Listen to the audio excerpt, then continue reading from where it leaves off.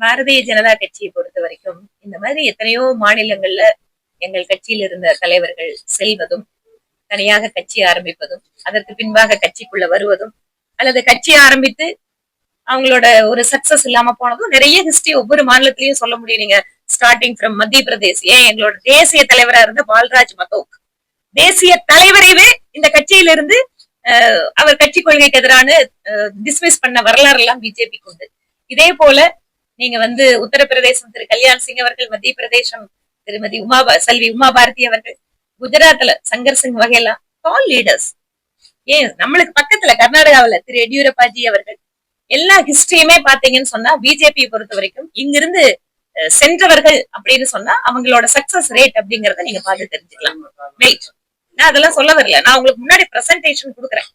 You just assess it. Okay, wait. அதனால பிஜேபிக்கு பாதிப்பா? இவ்வளவு பெரிய உலகத்திலேயே பெரிய ஒரு அரசியல் கட்சி, இந்த அரசியல் கட்சி எப்படி நடத்தணும் அப்படிங்கறது எங்க தலைவர்களுக்கு தெரியும். அதனால தமிழ்நாட்டுல பாரதிய ஜனதா கட்சிக்கு அப்படின்னு சொல்லிட்டு இருக்கக்கூடிய ஆதரவு என்பதும், எங்களோட நிர்வாகிகள் தொண்டர்களுடைய உற்சாகம் அப்படிங்கறதும் எங்கேயும் குறையில. அவர்கிட்ட போயிருக்கிறவங்க நிச்சயமா போயிருக்கிறதா இல்ல, நல்லா மறுக்கல, போயிருக்காங்க. பட் அது எவ்வளவு நாள் இருக்க போறாங்க, எப்படி அவங்க செயல்பட போறாங்க அப்படிங்கறத